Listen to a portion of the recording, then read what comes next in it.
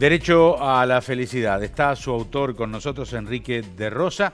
Enrique, la felicidad aparece como un derecho, un deber y en algunos casos como una suerte de imposición. ¿Y esto por qué se da así?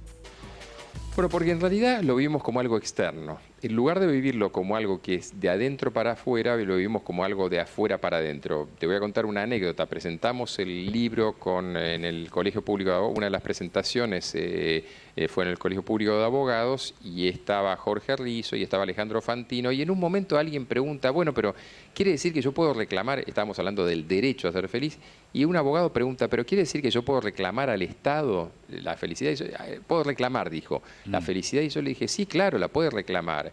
Y claro, entonces, ¿cuál sería el proceso? Y el proceso que se haga usted mismo. La persona quedó un poco desubicada, porque lo que yo le estaba diciendo es que no hay nada que uno tenga que reclamar afuera. Tiene que empezar a plantearse hacia adentro qué está haciendo en su vida que no lo lleva a ese equilibrio, a ese orden que implica la felicidad. Esto que decías de Marie Kondo, respecto a qué desorden está teniendo, quizás hasta lo ve, que implica infelicidad. No es algo que tiene que reclamar, tiene que empezar a hacerse cargo. Somos sociedades que en lugar de hacernos cargo de nosotros, nuestra toma de decisiones y las consecuencias de ellas, esperamos que otro se haga cargo de nosotros. Y eso es íntimamente relacionado con una dependencia y esa dependencia inevitablemente a la infelicidad. La felicidad está asociada a la juventud. ¿Está prohibido envejecer en la cultura de hoy?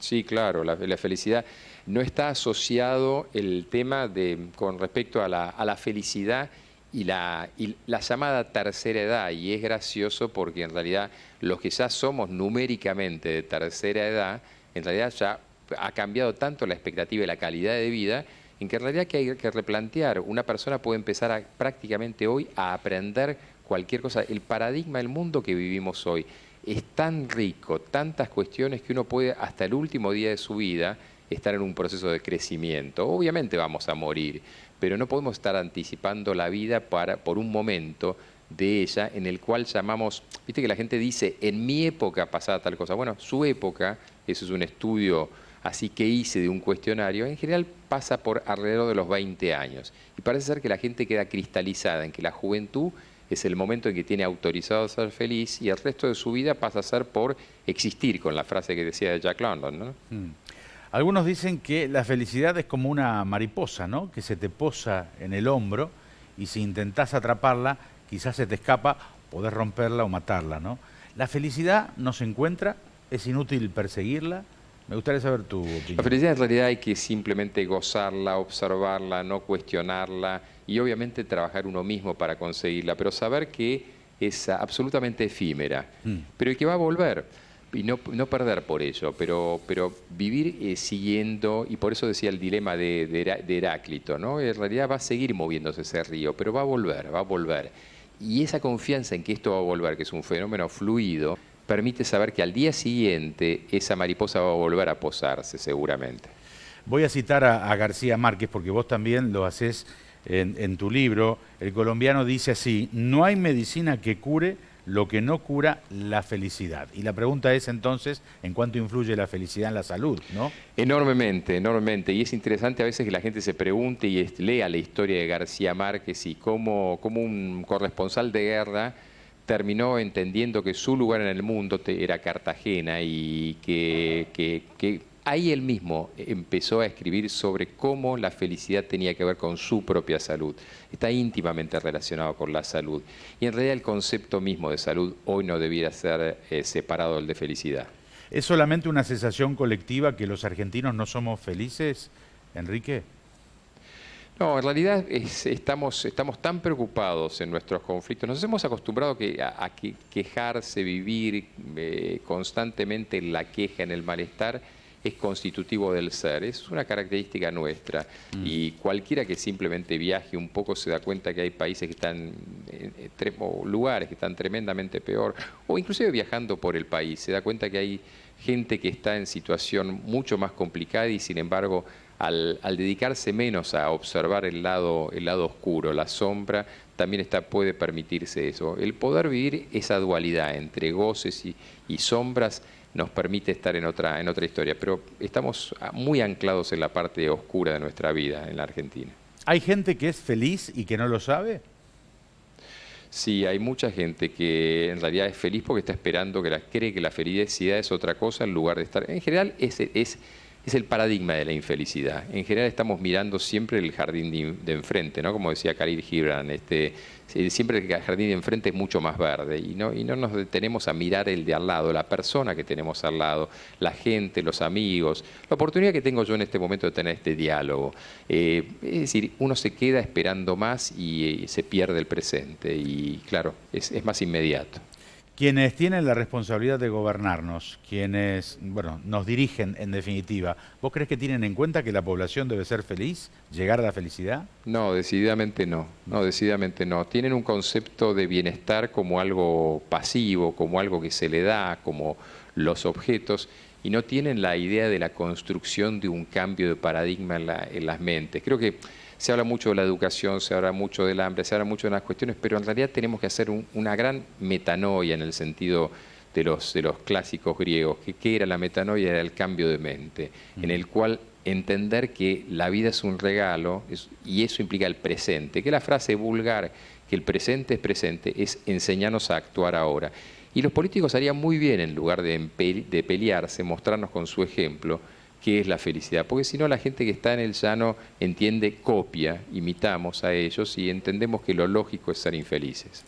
¿Se puede recomendar a alguien cómo ser feliz? No, en realidad uno puede recomendarle un camino, pero el camino lo encuentra cada uno. Evidentemente sí se puede recomendar, enseñar y demás, pero en definitiva, justamente yo el libro dudé mucho tiempo en escribirlo porque hay tanto escrito sobre la felicidad y en realidad todas esas recetas ninguna sirve para nada. ¿Por qué? Porque son recetas que da otro. Uno puede señalar una vía, pero no puede decirle hace esta. Siendo el autor del libro te tengo que preguntar entonces si sos feliz, Enrique. Sí, no, yo creo que justamente aceptando que la felicidad no es algo constante, que eso no es un absoluto, y aceptando la realidad, yo creo que soy extremadamente feliz. Soy extremadamente feliz y y parte de eso es empezar a agradecer cada día de mi vida el poder disfrutar ese día, sin saber que el día siguiente puede no existir. Y el ser tan consciente de la finitud de la vida es lo que me vuelve feliz. Eso es parte del tema. La gente no se da cuenta que al día siguiente puede ya haberse terminado todo. Entonces está siempre esperando algo más. Y sin embargo, esto ya vale por sí mismo. ¿Habría que darle el rango constitucional a la felicidad? De hecho, se la han dado, lo que pasa y se le está dando en el mundo. Lo que pasa que de alguna manera no se cumplió. La misma constitución de la Argentina lo tiene y una constitución de una provincia, San Juan, estableció como rango constitucional el derecho a la felicidad. Es interesante ver que esto ha pasado en el mundo. La Constitución francesa, la de Japón, que hemos mencionado también, Japón instaló posterior a la guerra una nueva constitución en la cual establecía en un país devastado la idea que tenía que ser la felicidad un derecho. ¿Podés profundizar un poquitito más esto de Japón que estás diciendo después de esa tremenda tragedia que tuvieron? Claro, es el paradigma de que no solamente no había nada afuera, sino todo lo que había afuera era terrible, a tal punto terrible que al día de hoy todavía hay gente que sufre las consecuencias de la radiación nuclear. Y sin embargo decidieron que en ese absurdo en el que no tenían terreno, no tenían nada, habían perdido mitos, es decir, creían ser la superpotencia, fueron humillados, el emperador perdió su lugar, nada de nada. Esa nada les permitió volver a salir. Que eso es lo que un poco dice Camus en el mito de Sísifo. Cuando Sísifo acepta que la piedra caiga y sabe que la va a tener que volver a levantar, eso habla él paradójicamente de un Sísifo feliz. Los japoneses entendieron que la vida es eso, es un ciclo de eterno retorno en el cual el constante estar buscando y tendiente a un lugar termina siendo eso, termina siendo más que un lugar, una energía. Y crearon ese país que fue y es ejemplo para todo el mundo. ¿Vos coincidís con esa tabla que mide la felicidad y que determina que los países nórdicos son más felices? En realidad la tabla que los coloca en ese lugar es porque sí, la cantidad de variables que tienen que ver con no solamente educación, PBI y demás, sino que tienen que ver con variables sociales de todos los días. Una que no se le presta atención y es muy importante, que es el acceso a la justicia y la confiabilidad de la justicia, vuelve a una persona, le da un mundo previsible. Al ser previsible, yo descanso en que puedo desarrollar mi vida sin pensar que tengo que estar protegiéndome constantemente del enemigo externo. Entonces, esto que decíamos antes, si yo puedo bajar las señales de alerta, las posibilidades de desarrollar mi propia vida íntima son mayores. Enrique, queremos agradecerte tu participación en el programa Derecho a la Felicidad, tu último libro, Lo Mejor, y gracias, gracias por estar, y ya nos veremos en otro momento con el próximo. Por favor, gracias a ustedes. Que tengan un muy buen día. Gracias, Enrique de Rosa. Sugerencias a dqd@fivertel.com.ar. Derecho a la Felicidad. Nos encontramos la próxima semana. Gracias.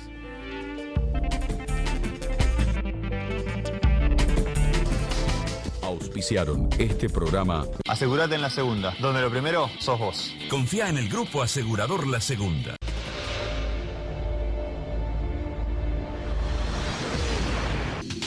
Municipalidad de Rosario. Helados La Montevideana, un helado que alimenta. Sports 78, Rosarino por deporte. Un banco diferente. Banco Hipotecario. En MSR, convertimos sueños en dueños. Ingresá a www.msrconstructora.com.ar. Medife está conmigo. Banco Coinac, Sociedad Anónima, el banco de la región y la gente.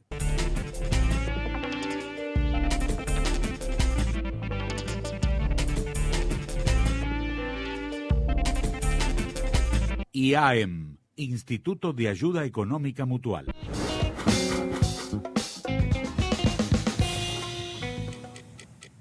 Chevrolet, Find New Roads. Instituto SEAR. Pedí tu primera consulta sin cargo.